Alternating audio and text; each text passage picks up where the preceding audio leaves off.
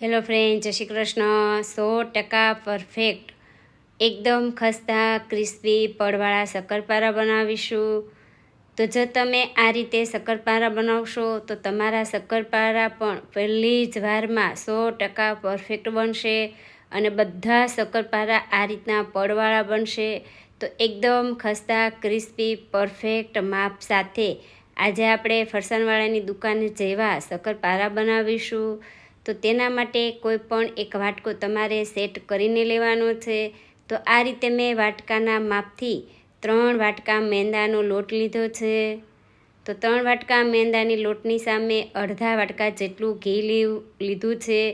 તો ફરસાણવાળાની દુકાનવાળા ડાલડા ઘીનો ઉપયોગ કરતા હોય છે, પણ આપણે દેશી ઘીનો ઉપયોગ કરીશું। અડધો વાટકો ખાંડ અને અડધો વાટકો પાણી।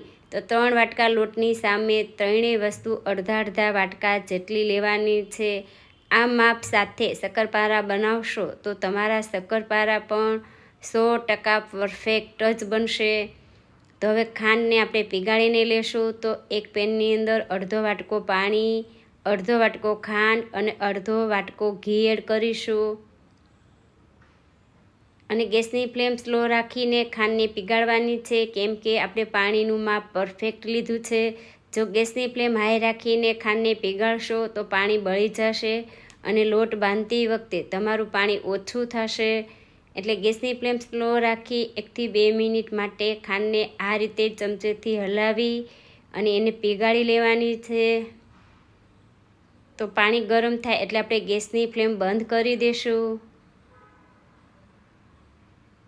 ચપટી મીઠું એડ કરશું। મીઠાથી શક્કરપારાનો સ્વાદ ખૂબ જ સરસ આવશે, તો માત્ર ચપટી જ મીઠું એડ કરવાનું છે। તો આપણે જે ખાંડ વધી છે એને પણ આ રીતે ગરમ પાણીમાં જ થોડી વાર માટે હલાવશું, એટલે બાકીની ખાંડ છે એ એકદમ સરસ રીતે પીગળી જશે। તો આપણી ખાંડ પીગળી ગઈ છે। હવે આપણે લોટ તૈયાર કરી લેશું। તો એક વાસણની અંદર આપણે મેંદાનો લોટ લેશું। જો તમારે મેંદાના લોટની જગ્યાએ ઘઉંના લોટનો ઉપયોગ કરવો હોય તો તમે ઘઉંના લોટનો પણ ઉપયોગ કરી શકો। તો આ માપ સાથે બનાવશો તો પણ ઘઉંના લોટના શક્કરપારા પણ પરફેક્ટ જ બનશે। તો આ પાણી થોડું નોર્મલ ઠંડુ થાય પછી આપણે એને ઉપયોગમાં લેશું। તો નોર્મલ એવું પાણી ઠંડુ થઈ ગયું છે। હવે આપણે લોટ બાંધી લેશું। તો બધું જ પાણી મેં એક સાથે જ એડ કર્યું છે। તો આ લોટને મસળીને બાંધવાનો નથી, માત્ર ભેગો કરવાનો છે, કેમ કે આપણે પડવાળા શક્કરપારા તૈયાર કરવાના છે। એટલે આ લોટને માત્ર આ રીતે ભેગો કરી લેશું અને એકદમ મીડિયમ સ્મૂથ એવો જ લોટ બાંધવાનો છે। જો લોટ કડક લાગે તો એક્સ્ટ્રા 2 ચમચી જેટલું પાણી એડ કરી લોટને આ રીતનો ઢીલો તૈયાર કરવાનો છે।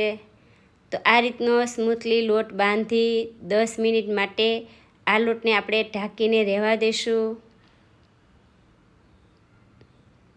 તો 10 મિનિટ જેવું થઈ ગયું છે અને આપણે જોઈ લઈએ, આપણે ખાંડ આમાં એડ કરી છે એટલે આ લોટ છે થોડોક કડક થઈ જશે। તો લોટને આપણે સરખો કરી લઈશું। અત્યારે પણ લોટને મસળવાનો નથી, માત્ર થોડીવાર માટે જ લોટને સરખો કરશું। હવે આ લોટને 4 ભાગમાં કટ કરીશું। તો આ રીતે કટ કરવાથી એના એકદમ સરસ લેયર છે એ દેખાય છે। હવે એક ભાગનો લોટ આપણે લઈ અને ગોળ લોટ કરી અને એને વણી લેવાનું છે અને જે બાકીનો લોટ છે એને આપણે ઢાંકીને રાખશું, એટલે લોટ છે એ આપણો કડક ના થાય। તો અત્યારે એને ગોળમાં આપણે વણી લેશું। તો તમારે કોરો લોટ અથવા તેલની જરૂર નહીં પડે, આ જ રીતે વણાઈ જશે। આ રીતે એને રોટલી જેમ વણી બંને સાઈડથી વાળી લેશું। પાછી એને બંને સાઈડથી વાળી થોડું વેલણ ફેરવી પાછું આ રીતે એને પેક કરી વાળી અને હાથેથી સરખો કરી અને એને વણી લેવાનું છે। તો આ શક્કરપારા આપણે જાડા જ રાખવાના છે અને મેં એને આ રીતે ચોરસમાં જ વણ્યા છે। તો આ રીતે ચોરસમાં વણી અને તૈયાર કર્યા છે અને જાડા જ રાખ્યા છે। તો ચારેય બાજુથી આપણે ચપ્પુ વડે અથવા તો પીઝા કટરેથી ચારેય બાજુનો ભાગ છે એ આ રીતે કાઢી લેવાનો। આ રીતે ચારે બાજુનો ભાગ કાઢવાથી શક્કરપારા છે બધા જ પડવાળા બનશે. આ રીતે ચારે બાજુનો ભાગ કાઢી ચપ્પુએથી આપણે શક્કરપારાને કટ કરવાના છે. તો તમારે ચોરસમાં, લંબચોરસમાં અથવા ત્રિકોણમાં કોઈ પણ રીતે શક્કરપારાને કટ કરવાના છે. તો મેં અત્યારે આ રીતે ચોરસમાં કટ કર્યા છે અને મીડિયમ એવા જ તૈયાર કર્યા છે અને આ રીતના જાડા એવા શક્કરપારા રાખ્યા છે. તો તેલ જોઈએ તો તેલ છે એકદમ મીડિયમ રાખવાનું છે. થોડો લોટ નાખીને ચેક કરી લેશું. ગેસની ફ્લેમ પણ સ્લો રાખવાની છે. તો શક્કરપારાને મેં ઝારામાં લઈ તેલમાં એડ કર્યા છે. જો તમને એક એક કરીને તેલમાં એડ કરવા ફાવે તો તમે એમ પણ તળી શકો, પણ એકસાથે ઝારામાં લઈ તેલમાં એડ કરશો તો છાંટા પણ નહીં ઉડે અને એડ કરવા પણ તમને ફાવશે. તો શક્કરપારાને તેલમાં એડ કરી 1 થી 2 મિનિટ જેવું થાય અને શક્કરપારા તેલમાં ઉપર આવે પછી જ એને ચમચીથી ફેરવવાના છે. ગેસની ફ્લેમ એકદમ સ્લો રાખવાની છે. આ રીતે 1 થી 2 મિનિટ જેવું થાય પછી જ એને ઝારાથી ફેરવવાના અને હળવા હાથે જ આપણે ફેરવશું. તો આ શક્કરપારાને ગેસની ફ્લેમ સ્લો રાખી 8 થી 10 મિનિટ માટે તળાવા દેવાના. અત્યારે તળાવતી વખતે ઉતાવળ કરવાની નથી. શક્કરપારા જેમ ગેસની ફ્લેમ સ્લો રાખીને તળાવા દેશો એમ શક્કરપારા એકદમ ક્રિસ્પી બનશે. તો શક્કરપારા બંને સાઈડ એકદમ સરસ બ્રાઉન કલરના થાય ત્યાં સુધી એને તળાવા દેવાના છે. તો આ રીતે ઝારામાં લઈ ઝારો થોડો ત્રાસો રાખી શક્કરપારાને આપણે કાઢી લેશું. તો આ વાતનું તમારે ખાસ ધ્યાન રાખવાનું કે શક્કરપારા એડ કરીએ ત્યારે ગેસની ફ્લેમ સ્લો રાખવાની અને તેલ પણ મીડિયમ એવું જ ગરમ કરવાનું છે.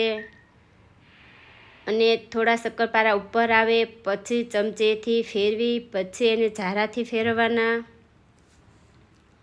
તો તમે થોડા શક્કરપારા એડ કરીને પણ તળી શકો અથવા વધારે શક્કરપારા એડ કરીને પણ તળી શકો અને બ્રાઉન કલરના થાય ત્યાં સુધી તળાવા દેવાના. અમુક વાતનું ધ્યાન રાખશો તો એકદમ ફરસાણવાળાની દુકાન જેવા શક્કરપારા ઘેરે બનીને તૈયાર થશે.